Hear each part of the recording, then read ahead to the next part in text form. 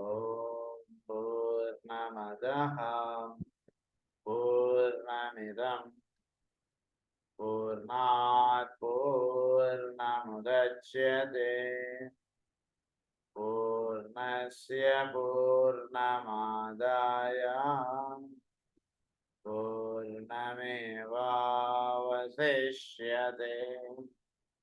Om Shanti Shanti Shanti.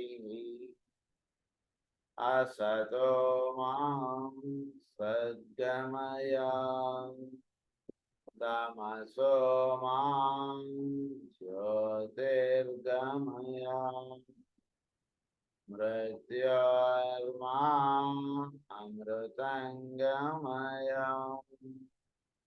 Om Shanti Shanti Shanti.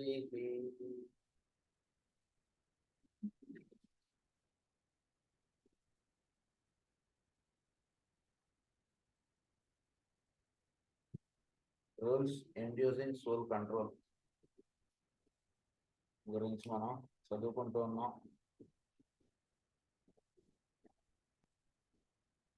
అందులో మనం 4th rule చదువుకుంటూ ఉన్నాం.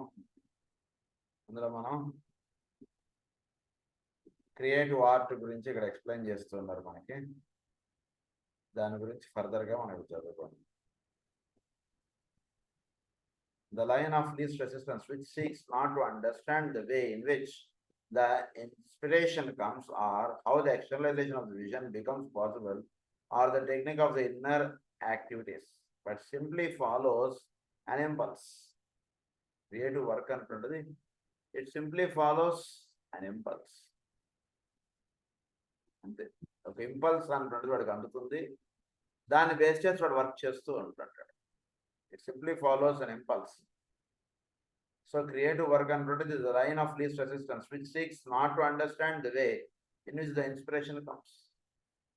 ఏం చేయడం చేత ఓ చక్కటి భావనలు మనకు వస్తాయి, ఇలా కాదు, వాడు చక్కగా అలా దిగుతాయి అంతే. అది జరుగుతుంది. Follows an impulse అన్నారు.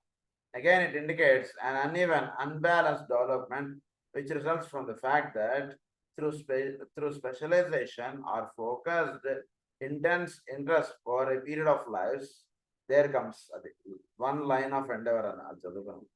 It is facilitated by the fact of the artist for many lives come under the influence of one particular personality.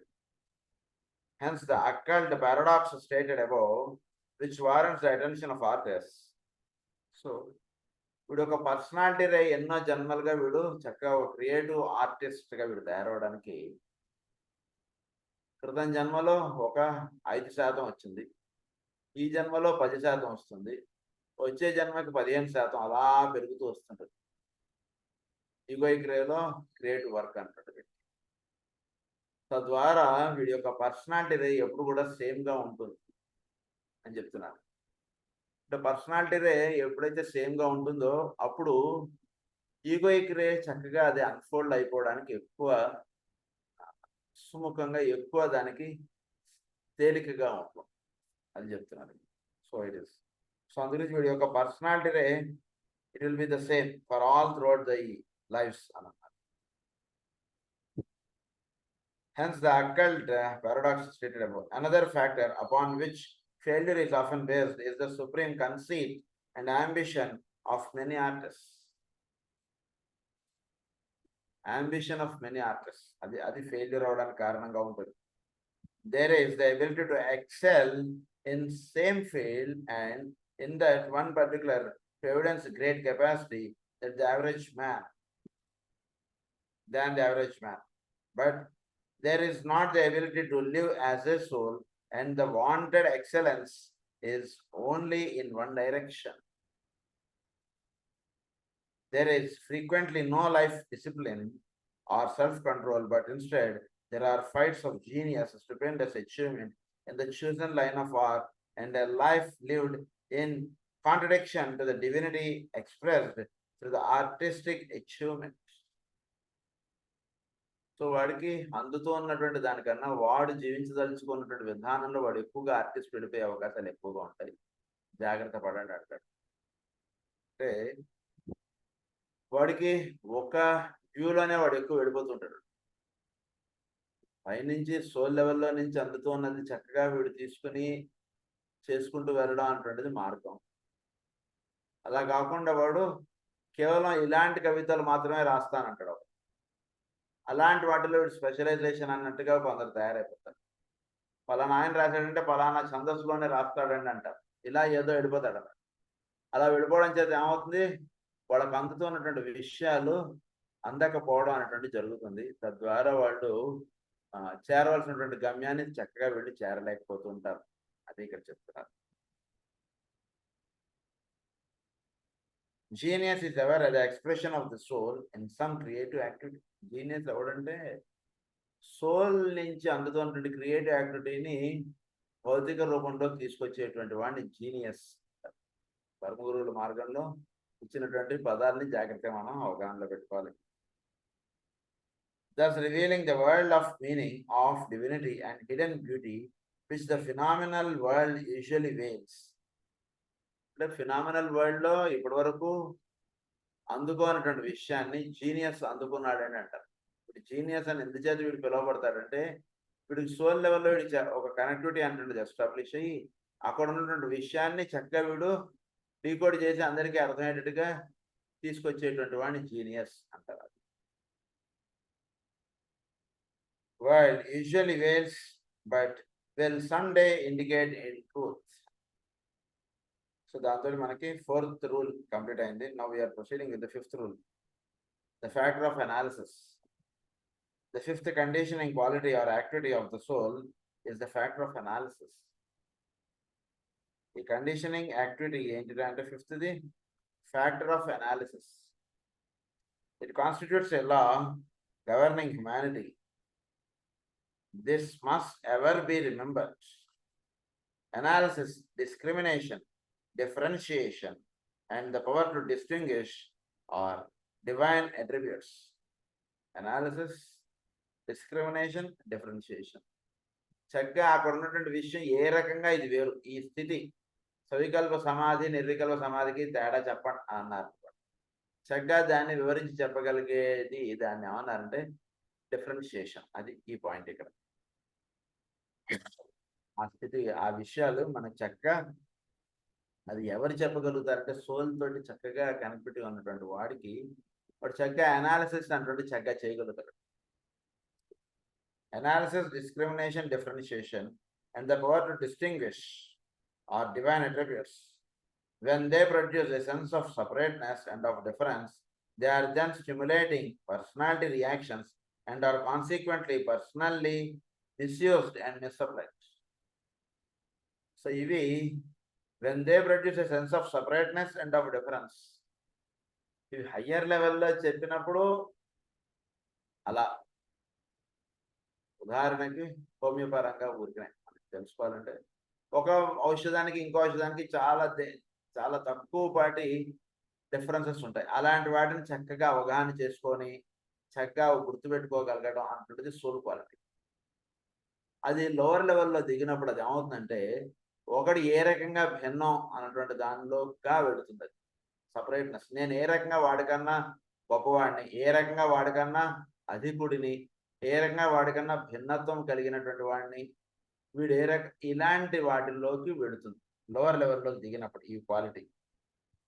So దాన్ని ఏమన్నారంటే పర్సనల్లీ మిస్యూజ్డ్ అండ్ మిస్అప్లైడ్ అన్నారు. When, however, they are preserved within the sense of synthesis and used in the application of the plan for the whole, they are soul qualities and laws and are essential to the right unfolding of divine purpose. అంటే law of synthesis లో లా of analysis భాగంగా ఉన్నప్పుడు అది soul యొక్క క్వాలిటీగా. అలా కాకుండా law of synthesis ప్రకారంగా కాకుండా ఓన్లీ లా ఆఫ్ అనాలిసిస్ అంటే పనిచేస్తుంటే అది వీడికి అంటే వీడు సరిగ్గా దైవాన్ని దర్శించుకోలేనటువంటి వాడు అయిపోతాడు. ఏదైతే వీడు పరమావధిగా కలిగి ఉండాలో ఆ పరమావధి వీడికి దక్కకుండా అయిపోతుంది కనుక డివైన్ పర్పస్ అన్నారు.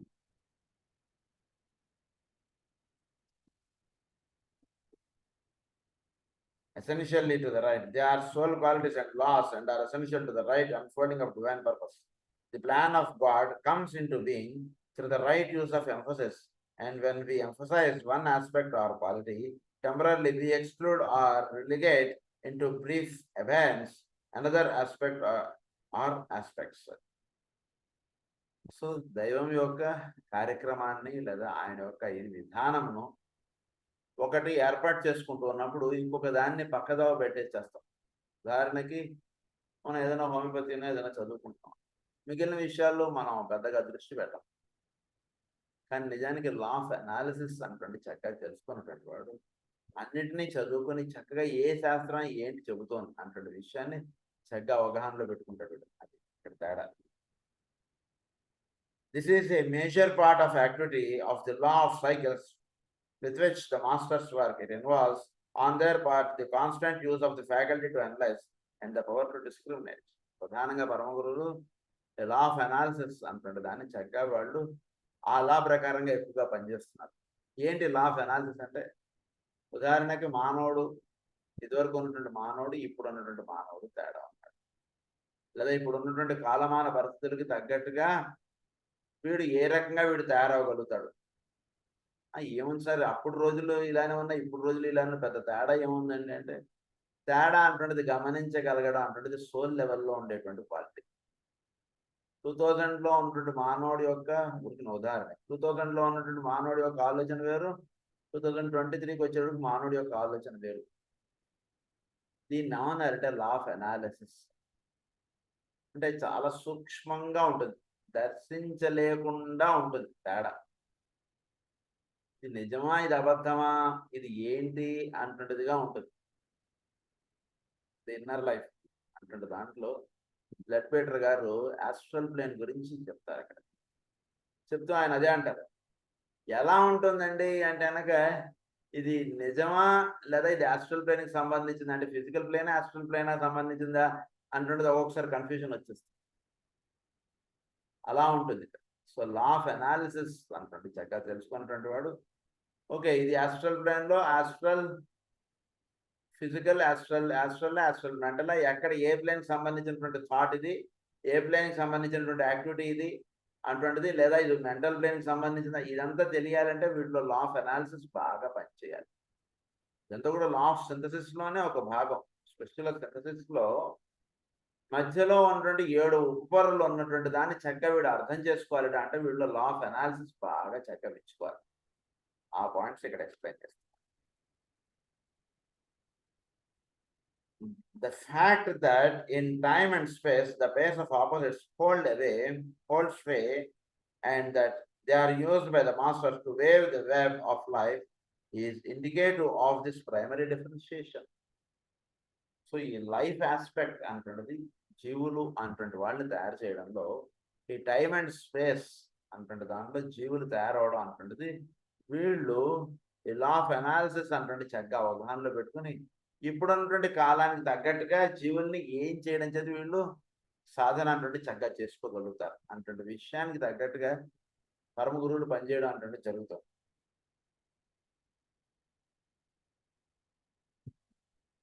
By the masters to wave the web of life is indicator of the primary differentiation of the 1 into the 2, and the 2 into 3, and 3 into the basic 7, and these 7 into the many. From unity to diversity, the work proceeds, and all of it emerges under the soul law, which is the law of analysis within the field of synthesis. Which is the law of analysis within the field of synthesis. So 1 2గా ఎలా అవుతుంది, 2 3గా అవుతుంది, 3 7గా అవుతుంది, 7 అనేకముగా అవుతుంది. ఇది చక్కగా అవగాహనలోకి రావాలంటే వీటిలో లా of analysis బాగా పనిచేయాలి. సో ఏ కారణం చేత ఇది 2 3గా అయింది, 3గా ఎలా తెలియబడుతోంది, 3గా ఉన్నది 7గా ఎలా తెలియబడుతోంది, ఈ 3గా ఏర్పడినప్పుడు ఆ 3వ దాని నుంచి కిందకి 4 దిగి వచ్చాయన్న, కిందకి 4 దిగొచ్చాయని చెప్పి మనం రాసేసుకుంటున్నాం. కానీ వాటిని ఎలా మనం చక్కగా మనం అనలైజ్ అంటే చక్కగా చేసుకుంటే అవి చక్కగా మనకి నిలబడతాయి. దీన్ని మనకి లా ఆఫ్ అనాలిసిస్ అంటే చక్కగా రావాలంటే మనకి స్పిరిచువల్ ఆస్ట్రాలజీ, దయచేసి అందరూ కూడా స్పిరిచువల్ ఆస్ట్రాలజీ బాగా చదువుకోవాలంటే మనం భవిష్యత్తులో ఆ గ్రంథం మనకి చాలా ముఖ్యమైనటువంటి ఇది. అందులో మనకి కన్యా రాశిలో మాస్టర్ గారు లా ఆఫ్ అనాలిసిస్ గురించి చక్కగా ఎక్స్ప్లెయిన్ చేస్తారు. సో లా ఆఫ్ అనాలిసిస్ అంటుంటుంది కన్యా రాశిలో మాస్టర్ గారు అక్కడ మనకి చాలా వివరంగా చెప్తారు. సో వీటిలో దాన్నే మనకి అమ్మవారి దగ్గర వేసినటువంటి రెయిన్బోగా చెప్తారు మాస్టర్ గారు. లా ఆఫ్ సింథసిస్ ఏమో మీనరాశికి సంబంధించినటువంటిగా చెప్తారు. లా ఆఫ్ అనాలిసిస్ అంటుండేమో మనకి కన్యా రాశిలో దాని యొక్క విధానం ఇదంతా కూడా మనకి అక్కడ వివరిస్తారు. 7 into the many, from unity to diversity, field of synthesis. The seeds of difference, as they are called, are major factors used in producing the phenomenal world. Seeds of difference. అంటే ఈ సీడ్కి ఆ సీడ్కి తేడా ఉందండి అంటాడు. సో మనకి botany చదువుకుంటే genius same ఉంటుంది, spacious తేడా ఉంటుంది అంటారు అక్కడ. అంటే ఒకే రకమైనటువంటి చెట్లు అనేకములుగా ఉంటాయి, అంటే కొంచెం కొంచెం తేడాలుగా ఉంటాయి. ఉదాహరణకు ఒక మామిడి చెట్టు, అలాంటి మామిడి చెట్లు ఎన్నో సుమారు ఒక 100-1000 రకాలు ఉంటాయి. సో ఒక రకానికి తేడాగా ఉన్నప్పుడు దాని పేరు సైంటిఫిక్ పెట్టినప్పుడు జీనియస్ నేమ్ సేమ్గా ఉంటుంది, స్పీషియస్ నేమ్ మారుతూ ఉంటుంది. సో ఆ రకంగా దాన్ని స్టడీ చేయాలంటే సృష్టిలో ఉన్నటువంటి ధర్మాలన్నింటినీ కూడా వీటిలో సోల్ లెవెల్లో లా ఆఫ్ అనాలిసిస్ అంటే బాగా పనిచేయాలి. అంటే లోవర్ లెవెల్లో చెప్పినప్పుడు అది సపరేట్నెస్, ఏ రకంగా ఈ మామిడి చెట్టు ఆ మామిడి చెట్టు కన్నా వేరు అంటున్నదిగా చెప్తుంది. ఒక హయ్యర్ లెవెల్లో దీన్ని తీసుకెళ్ళినప్పుడు ఇది ఈ ప్లేన్కి ఆ ప్లేన్కి ఉన్నటువంటి తేడాలు విషయాలు చక్కగా వీడు అవగాహన చేసుకోవడానికి ఈ లా ఆఫ్ అనాలిసిస్ వినియోగపడుతుంది. అది ఇక్కడ చెప్తున్నారు. సో సీడ్స్ ఆఫ్ డిఫరెన్స్ అంటుండే దాంట్లోనే the hierarchy works with the seeds as a gardener works with the seeds of flowers, and from these seeds the needed differentiated forms appear, producing still further distinctions. The sowing of these seeds, their care and nurturing is part of the phenomenal task of the hierarchy, particularly as is the at the inauguration of the new age, as is the case today. The masters have to understand, first of all, what is the meaning which the will of God is seeking to express in any particular world cycle. They must comprehend the significance of the impulses emanating from sources higher than their own field of expression and of dharma. ధర్మమునకు అతీతముగా ఒకనొక విషయాలు లేదా states అన్నటువంటి ఉంటాయి. So దాని యొక్క విధానము అది ధర్మములుగా దిగి వస్తుంది. కొంచెం హయ్యర్ పాయింట్. అంటే ఈ ధర్మము అంటున్నది ఏదైతే ఏర్పడుతుందో దీనికి పైన సీడ్స్ ఆఫ్ మీనింగ్ అంటున్నది ఉంటుంది. సో భగవంతుడు సృష్టి లేదా భగవంతుడు ఏర్పాటు చేసినటువంటి ప్రపంచంలో ఈ సీడ్స్ ఆఫ్ మీనింగ్ అంటే దాంట్లో నుంచి ఇదంతా వస్తుంటుంది. దానికి తగ్గటువంటి ధర్మ అంటుండేది అప్పుడు అది ఏర్పాటు చేస్తుంది. ఉదాహరణకి ఒకానొకప్పుడు ధర్మం ఏమిటంటే సాయంత్రం 7 అయితే ఇంకెవరు మెలుగుగా ఉండకూడదు, అందరు పడుకోవాలి. ఈ రోజున ఒకానొక ధర్మం ఏమిటంటే పగలు కొందరు పనిచేయాలి, రాత్రి కొందరు పనిచేయాలి. ధర్మం యొక్క రూపం ఎలా మారుతోంది, ఏంటి మార్పుకి ఆధారం అంటే seeds of meaning is the basic cause of this. So seeds of meaning లో ఈ తేడా అంటే స్టార్ట్ అవుతుంది. దానికి రూపముగా ఇప్పుడు ధర్మములు అనేటువంటి వీడు రాసుకుంటూ వెళదాం. సో సీడ్స్ ఆఫ్ మీనింగ్ తోటి లింక్ పై వర్క్ చేయడం అంటున్నది హైరార్కీ ప్రధానంగా ఏర్పాటు చేస్తున్నటువంటి కార్యక్రమం. సో సృష్టిలో భగవంతుడి యొక్క వ్యూహం ప్రస్తుతం ఏ విధంగా పనిచేస్తుంది, ఆయన ఏ విధమైనటువంటి శిక్షణ అంటున్నది జీవులకి ఇద్దాం అంటున్నది దీనిలో ఆయన ఉన్నారు అంటున్నది ప్రధానంగా పరమగురుడు అది తెలుసుకోవడానికి వీళ్ళు తపస్సు చేస్తూ ఉంటారు. సో సీడ్స్ ఆఫ్ మీనింగ్ ని తెలుసుకొని దానికి అనుగుణంగా వీళ్ళు వాళ్ళ యొక్క కార్యక్రమం అంటున్నది రూపకల్పన చేసుకుంటూ ఉంటారు. అంటే భవిష్యత్తులో ఎటువంటి సీడ్స్ ఆఫ్ ఏంటి అంటే అక్కడ మొదట విత్తనాలు అనేటువంటి అక్కడ ఉంటే దానికి ఏర్పడినటువంటి చెట్లు ఆధారాలు ఇవన్నీ కూడా ఏంటంటే స్పెషల్. సో విత్తనాల్లో అక్కడ తేడాలు పడుతున్నాయి. దాని విధంగా ఇంకో 100 ఏళ్ల తర్వాత ఇంకో 200 ఏళ్ల తర్వాత భూమి మీద జీవులు ఈ విధంగా ఉంటారు అంటున్నది పరమగురువులు ఎరిగినటువంటి కార్యక్రమం. అందుగురించి ఆ రోజున వీడు దానికి తగ్గట్టుగా తయారంటే ఈ రోజున వీడికి ఎటువంటి శిక్షణ ఇవ్వాలి అంటే దాన్ని ప్రధానంగా వాళ్ళు కన్సిడర్ చేసుకుంటూ వాళ్ళు ముందుకు పెడుతూ ఉంటారు చెప్తున్నారు. they have the responsibility of so working that the outer reality approximates in appearance and in quality the inner truth. All this is made possible through an understanding of the factor or rule of analysis regarding it as a law governing or producing soul control both on soul levels and on the levels of appearances. So soul control ఇది దేని చేత ఇది జరుగుతుందంటే soul control అంటున్నది ఒకటి జరుగుతుందండి. సోల్లోనే ఒక control aspect అంటున్నది వస్తుంది. అంటే ఉదాహరణకి స్కూల్ ప్రిన్సిపాల్గా ఉన్నటువంటి వాళ్ళకి ఒక కంట్రోలింగ్ ఫ్యాక్టర్స్ పెట్టేశారు.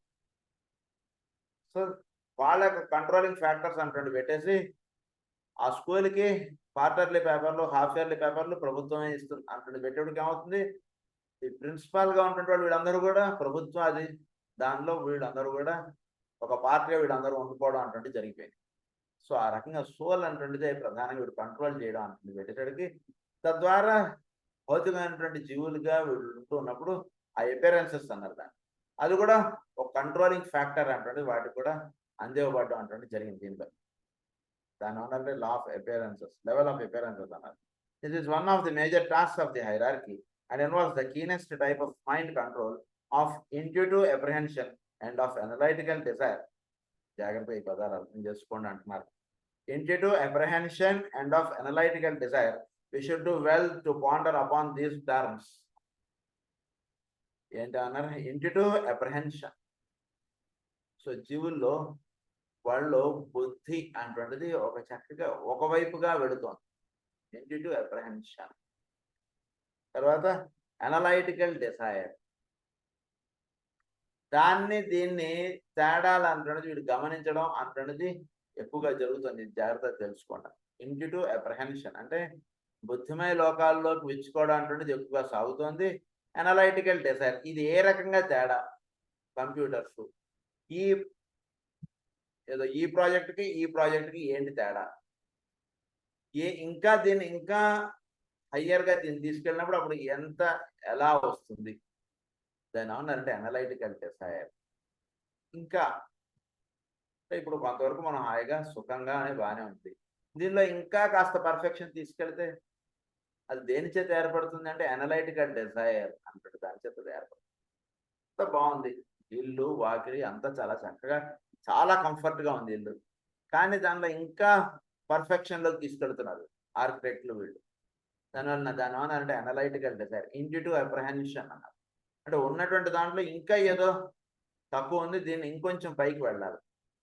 రోజు చక్కగా లక్ష్మీనారాయణ పూజ చేస్తున్నటువంటి దాంట్లో ఇంకా పర్ఫెక్షన్లోకి వెళ్ళడం అంటున్నది వాడు ఇంట్యూటివ్ అప్రహెన్షన్ అంటున్నది వాడికి రావాలి. రోజు పూజ చేస్తున్నాం, ఏమంటే నేను రోజు పూజ చేస్తున్నాను సార్, నాకు ఏమిటోనండి నా కష్టాలు తీరట్లేదు, మీరేమో 30 రోజుల్లో కష్టాలు తీరిపోతాయని చెప్పారు, మీరు ఏమిటి అలా ఉంటుండే అంటే ఏంటంటే వీడు చేసేటువంటి దాంట్లో ఎక్కడ వీడు ఇంట్యూటివ్ అప్రహెన్షన్లోకి వీడు వెళ్ళాలి వీడు చేస్తున్నటువంటి పూజ ద్వారా. అంటే ఇంట్యూటివ్ అప్రహెన్షన్లోకి వెళ్ళడం అంటే ఏంటి, పూజ చేస్తున్నటువంటి దానిలోకి ఇంకా ఎక్కడో ఏదో తేడా ఉంది, ఆ పైనటువంటి పరమాత్మని వీడు చేరడంలో ఎక్కడో వీడు వేరుగా ఉంటున్నాడు. సో దాన్ని వీడు చక్కగా అవగాహన చేసుకుని చక్కగా అనలైటికల్ డిజైర్ అంటుంటే చక్కగా వీడు పెట్టుకుని ఈ రెండు వీడు చక్కగా సాధనలో ఏర్పాటు చేసుకున్నప్పుడు వీడు వెళ్ళేటువంటి మార్గం చాలా చక్కగా ఉంటుంది. It should be remembered that analysis governs the emergence of the fifth kingdom in nature, the kingdom of God upon the phenomenal plane. This appearing presupposes the doctrine between the fifth kingdom and the other four kingdoms. It is, however, a distinction in one direction only, and that is the direction of consciousness. So, ఈ law of analysis అంటుంటే పనిచేయడం వల్ల ఏం జరుగుతుంది అంటే governs the emergence of the fifth kingdom in nature. చోట్ల fifth Kingdom అంటుంటే విచ్చుకోవడానికి ఈ లా ఆఫ్ అనాలిసిస్ అంటున్నది కారణంగా పనిచేస్తుంది. సో ఏంటి ఈ ఫిఫ్త్ కింగ్డమ్ అంటే appearing presupposes upon the A distinction between the fifth Kingdom and the other four kingdoms. ఈ ఫిఫ్త్ కింగ్డమ్లోకిను మిగిలిన ఫోర్ కింగ్డమ్స్కి చాలా తేడా ఉంటుందట. అది దేని చేత తెలియబడుతుందంటే లా ఆఫ్ అనాలిసిస్ చేత తెలియబడుతుంది అది చెప్తున్నారు. It is however A distinction in one direction only, and that is the direction of consciousness. దేని చేత తేడా తెలియబడుతుంది అంటే ఫిఫ్త్ కింగ్డమ్ వాడికిను మిగిలిన కింగ్డమ్స్ వాడికి అంటే మెయిన్గా దేని చేత తేడా తెలియబడుతుంది అంటే మనకి కాన్షియస్నెస్ ఆఫ్ ది ఆటమ్, అంటుండే దాంట్లో మనం చదువుకున్నాం. సో ఒక్కొక్క లెవెల్ ఆఫ్ దీంట్లో యాటమ్ యొక్క కాన్షియస్నెస్ ఎలా అప్లిఫ్ట్ అవుతూ వెళుతుంది. ఒక అణువులో కాన్షియస్నెస్ ఎలా ఉంటుంది, ఒక వెజిటబుల్లో కాన్షియస్నెస్ ఎలా పనిచేస్తాం, ఒక యానిమల్లో కాన్షియస్నెస్ ఎలా పనిచేస్తాం, ఒక హ్యూమన్ లెవెల్లో ఎలా పనిచేస్తుంది, ప్లానటరీ ఆస్పెక్ట్లో ఎలా పనిచేస్తుంది, సన్ లెవెల్లో ఎలా పనిచేస్తుంది, కాస్మిక్ లెవెల్లో కాన్షియస్నెస్ ఎలా పనిచేస్తుంది, అన్ని వివరాలు మనకు అక్కడ చెప్పుకున్నాం మనం. సో ది అదర్ 4 kingdoms అది అన్నారు. The phenomena of the vegetable kingdom, for instance, and that of the animal kingdom are vastly unlike each other. So ఉదాహరణకి మనం ఒక వెజిటబుల్ కింగ్డమ్ని యానిమల్ కింగ్డమ్ని మనం అవగాహనలో తీసుకుంటే, కన్సిడరేషన్లోకి తీసుకుంటే, వెజిటబుల్ కింగ్డమ్ యొక్క కాన్షియస్నెస్ ఒక రకంగా ఉంది, యానిమల్ కింగ్డమ్లో కాన్షియస్నెస్ అంటున్నది ఇంకో రకంగా. అంటే వాటిలో ఒక అప్లిఫ్ట్మెంట్ అంటున్నది మనం చక్కగా చూస్తున్నాం. In the 5th kingdom, however, a new conditions or state of affairs will be found. The other phenomenal appearance will be retained as far as the form is concerned. So refinement and quality will be intensified. Though refinement and quality will be intensified. The kingdom of God materializes in and through humanity. But in the realm of consciousness, a very different state of affairs will be found. ఏంటి అంటే 5th kingdom అంటే దానికి నేను 4th kingdomకి ప్రధానంగా ఏంటంటే తేడా అంటే, ఒక వెజిటబుల్ కింగ్డమ్కి ఒక యానిమల్ కింగ్డమ్కి ఎలా అయితే తేడా ఉందో, 5th kingdomకి దానికన్నా లోవర్ కింగ్డమ్కి ఆ రకంగా తేడా ఉందండి అని. సో ఇక్కడ ఏం జరుగుతుంది అంటే, refinement and quality will be intensified. వీడి యొక్క ఫారం ఆస్పెక్ట్లో వీడి యొక్క మెథడ్ ఉందనుకోండి, బ్రెయిన్ యొక్క వినియోగంలో ఉదాహరణకు ఒక 100 ఏళ్ల క్రితం పనిచేసినటువంటి వాడు బ్రెయిన్ వేరు, ఇప్పుడు పనిచేస్తున్నటువంటి వాడు బ్రెయిన్ వేరు. చిన్న పిల్లవాడు ఉన్నాడు, వాడి బ్రెయిన్కి మన బ్రెయిన్కి చాలా తేడా ఉంది కదా. మనం అంత చిన్న వయసులో అంత వాడు ఆ ఊహించినంత విధంగా మనం ఊహించలేకపోయాం కదా. అంటే ఏం జరుగుతుంది ఇక్కడ, ఇంటెన్సిఫికేషన్ అండ్ వీడి యొక్క క్వాలిటీ ఆఫ్ అపియరెన్స్ అనేటువంటిది అలా మార్పు చెందుతుంది. దాన్ని ఏమన్నారు, 5th kingdom అన్నారు దాన్ని. సో ఆ రకంగా ఈ క్వాలిటీ అండ్ రిఫైన్మెంట్ అనేటువంటిది ఈ రెండు కూడా చక్కగా ఇంటెన్సిఫై అవుతున్నాయి. The kingdom of God materialises in and through humanity, but in the realm of consciousness a very different state of affairs. 5th kingdomకి వెళ్ళేటికి రూపంలో మార్పు ఉంటుందండి, గుణంలో మార్పు వచ్చేస్తుందండి అని. రూపం అలానే ఉంటుంది, 2 కాళ్ళు 2 చేతులుగానే ఉంటాడు, కానీ ఈ యొక్క కాన్షియస్నెస్ ఆస్పెక్ట్లో చాలా తేడా ఉంటుంది. ఒక అవతార పురుషుడికి ఒక పౌండ్రక వాసుదేవుడికి ఒక వాసుదేవుడికి ఏంటి తేడా అంటే, రూపం ఇద్దరిది ఒకటే రకంగా ఉంటుంది, కానీ ఈయన వాసుదేవుడు, ఆయన పౌండ్రక వాసుదేవుడు అంటారు కదా, మనకు భాగవతంలో వస్తుంది. అలా ఆ రెండింటికి ఎంత తేడా ఉందో, అలా 4th kingdomకి 5th kingdomకి అలా తేడా. A master of the wisdom appears personally, phenomenally to be a human being. He has the physical attributes, functions, habits, and mechanism of the 4th kingdom in nature, but within the form, the consciousness is entirely changed. The analysis therefore referred to in these stages relates to distinction in consciousness and not to a distinction in form. Distinction in consciousness and not distinction in form. ఏంటంటే form ఆస్పెక్ట్లో ఏం తేడా ఉండదండి. సరిగా వాడు కూడా వీడిలాగా నిద్రపోతాడు. అవతార పురుషుడు ఉన్నాడు అనుకోండి, ఏంటంటే అవతార పురుషుడికి మనకి ఏంటంటే తేడా అంటే ఏమీ తేడా. ఆయన కూడా మనలాగా భోజనం చేస్తారు, ఆయన కూడా మనలాగా ఆకలేస్తుంది, మనలాగా భోజనం చేస్తారు, మనలాగా పడుకుంటారు, మనలాగా లేస్తారు, మనలాగా ఆయనకి ఒక కుటుంబం ఉంటుంది, ఆయన కూడా మనలాగా ఒక ఆఫీస్కి వెళతారు, పని చేసుకుంటారు, వస్తూ ఉంటారు, అంతా ఇలానే ఉంటుంది. కానీ వాళ్ళ యొక్క విధానం వేరుగా ఉంటుంది, వీడి యొక్క విధానం వేరు. ఒక పరమ గురువు ఉన్నారనుకోండి, ఆఫీస్కి వెళ్ళకుండా ఉపదేశం మాత్రం చేస్తానంటూ అలా ఉంటారని అనుకోవద్దండి దయచేసి. ఆయన కూడా ఒక కుటుంబం, మాస్టర్ సివి గారు, ఆయన కూడా ఒక కుటుంబం ఉంది, ఆయన కూడా పిల్లలు ఉన్నారు, అలానే ఉంటారు వాళ్ళు. మామూలుగా ఆయన కూడా ఒక ఆఫీస్లో పనిచేశారు, ఇలానే ఉంటుంది. But within the form, the consciousness is entirely changed. The analysis therefore referred to in these stages relates to a distinction in consciousness and not to a distinction in form. అంటే మనందరికి 2 చేతులు ఉంటే మాస్టర్ సివి గారికి 4 చేతులు ఉండడం అలా ఉండదు. ఆయన కూడా ఇంతే, ఇలానే ఉంటారు. సో డిస్టింక్షన్ ఇన్ ఫారం ఉండదు, డిస్టింక్షన్ ఇన్ కాన్షియస్నెస్ మాత్రం.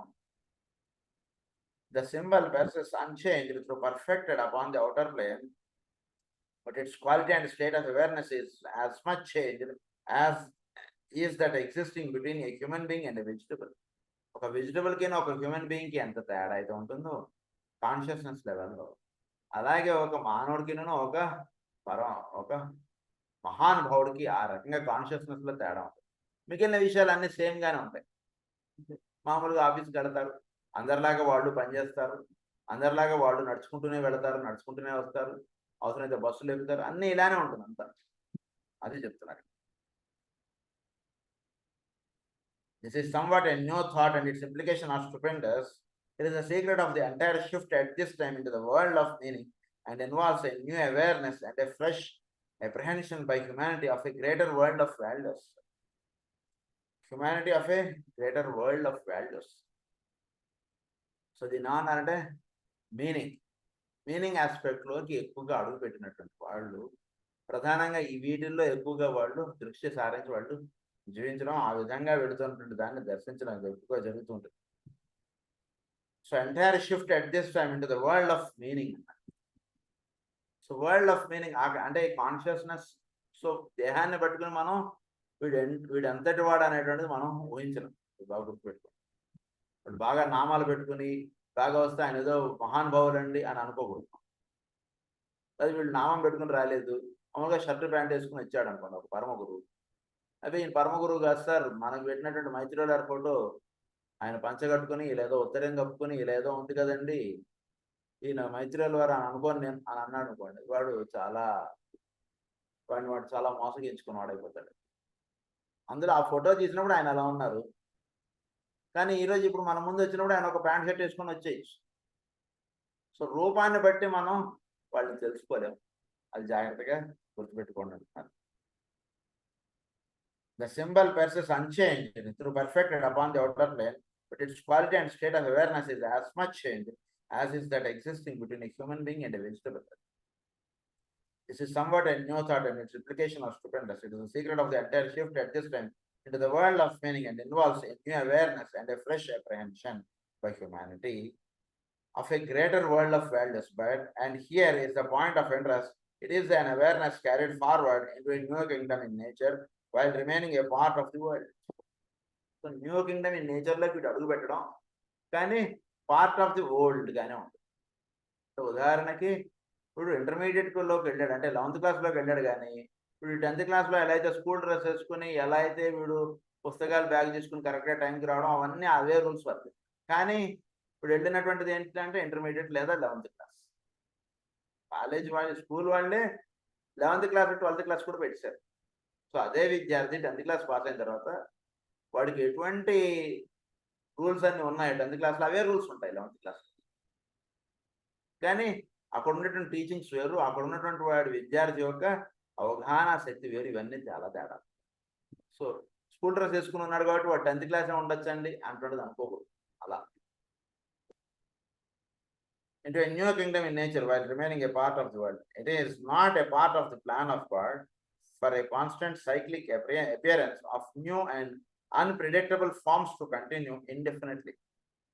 Unpredictable forms to continue indefinitely. Humanity will go on perfecting the human mechanism so as to keep pace with the growth of the divine consciousness in man. But because in man the three lines of divinity meet and blend, there is no need for further drastic distinctions to continue to appear in the outer world of phenomena as further states of consciousness are attained. So further states of consciousness attain అవడంలో ఇప్పుడు రూపంలో మార్పు అక్కర్లేదండి. ఎందుకంటే వీడిలో ఈ Trinity అంటుంటుంది, దైవం యొక్క Trinity అంటుంటుంది వీడిలో పనిచేస్తుంది. So అది చాలు, వాళ్ళు అది అకామిడేట్ అవ్వడానికి వీడి బాడీ అడ్జస్ట్ అయి ఉంది కాబట్టి దట్ ఈస్ ఇనఫ్. బాడీ ఇదే ఉంటుంది కానీ కాన్షియస్నెస్లో చాలా తేడా తెచ్చేస్తారు.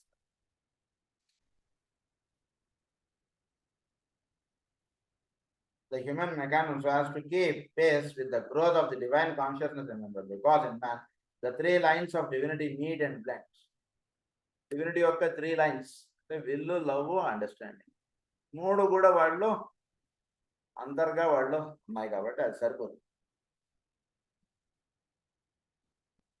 In the past, each great unfoldment of consciousness has precipitated new forms.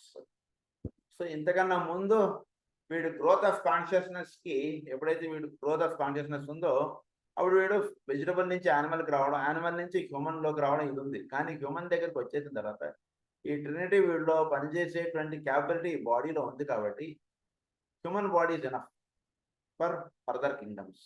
అది ఇక్కడ చెప్తున్నారు. Employed in the animal kingdom and human kingdoms. Under the divine plan for the solar system, this form differentiation has its limitations and cannot proceed beyond a certain point. So ఈ అంటే ఇంతకన్నా better అంటే ఇవ్వలేమండి. ఉదాహరణకి ఇప్పుడు manager గారికి ఆఫీస్లో ఒక car ఇచ్చారు.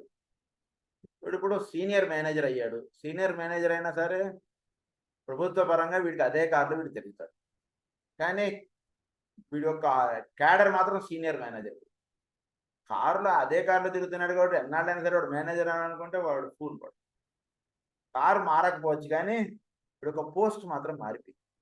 అది ఆ రకంగా హ్యూమన్ బాడీలోనే ఉంటున్న వీళ్ళల్లో ఆ రకంగా అప్లిఫ్ట్మెంట్ అంటే తీసుకురావడం అంటే ప్రధానమైనటువంటి కార్యక్రమం. This will no longer occur. అది unfoldment of consciousness precipitated new forms. The consciousness of God working in and upon substance in the mineral kingdom produced totally different forms to those which the same consciousness working upon higher substance employed in the animal and human kingdoms. Under the divine plan for this solar system, this form differentiation has its limitations and cannot proceed beyond a certain point. This point was reached by the human kingdom for this world cycle. Now in the future, the consciousness aspect of deity will continue to perfect in forms in the fourth kingdom in nature through the instrumentality of those whose consciousness is that of the fifth kingdom. Consciousness is that of the fifth kingdom, but body belongs to the fourth kingdom. This is the task of the hierarchy of masters. This is the delegated task of the new group of world servers who upon the physical plane can become the instrument of their will. వీళ్ళు new group of world servers ఎవరంటే instrument of the will. చోట్లో ఈ will aspect ఏదైతే పనిచేస్తుందో దాని యొక్క instruments గా పనిచేస్తున్నటువంటి వాళ్ళు new group of world servers. Through this group the inner divine qualities of goodwill, peace and love can increase and express themselves through human beings.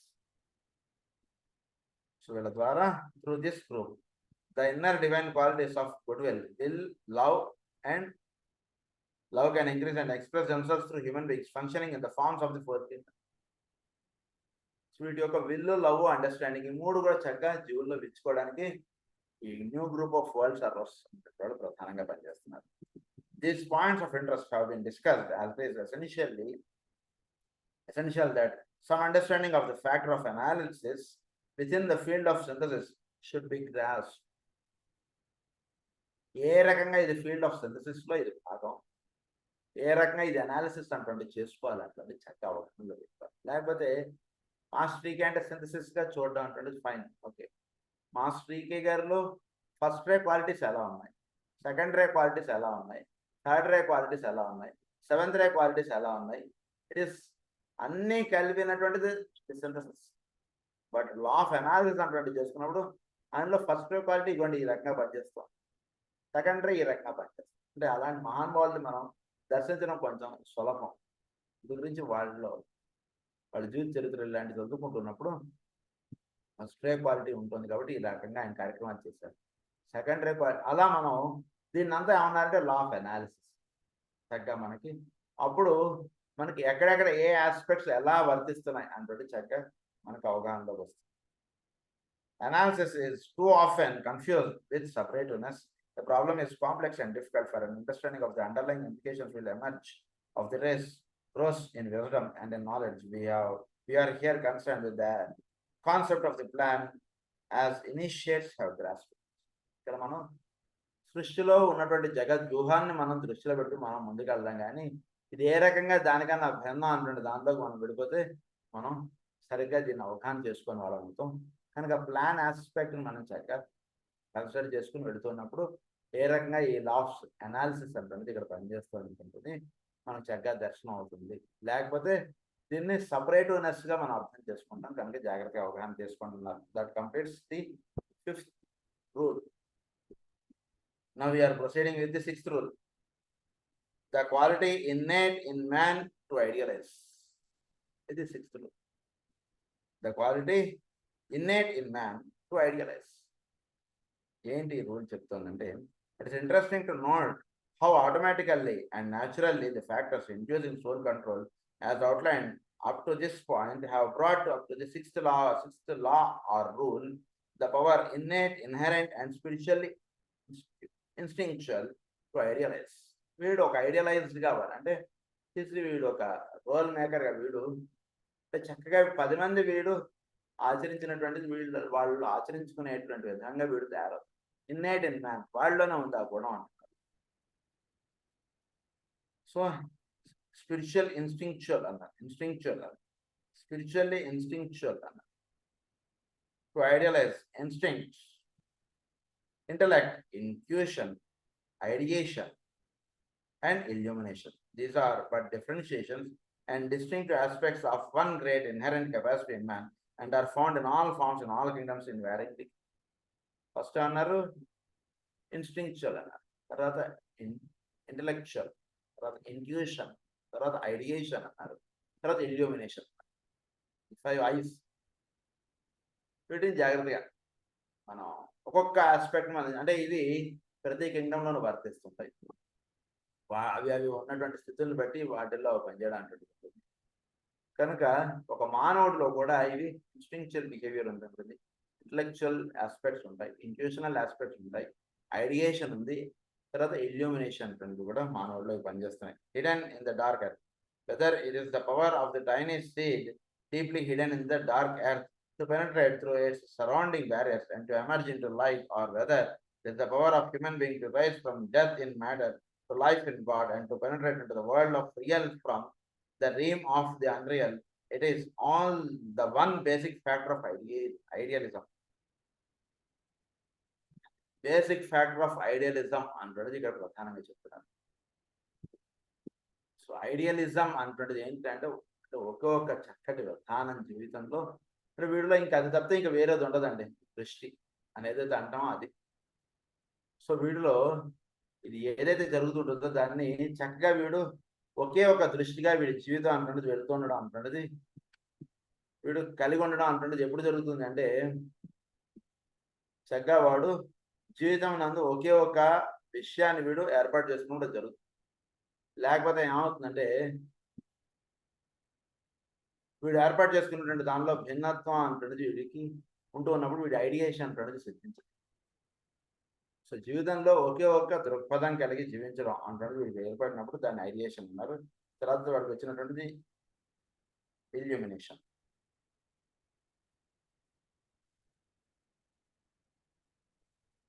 It is the one basic anthropology and history give us an account of the evolution of individual man and of nations and their activities upon the plane of appearance. But there is a history which today is slowly being formulated, which is the history of the seed of consciousness in nature and the growth of the power to recognize ideas and to push forward towards their fulfillment.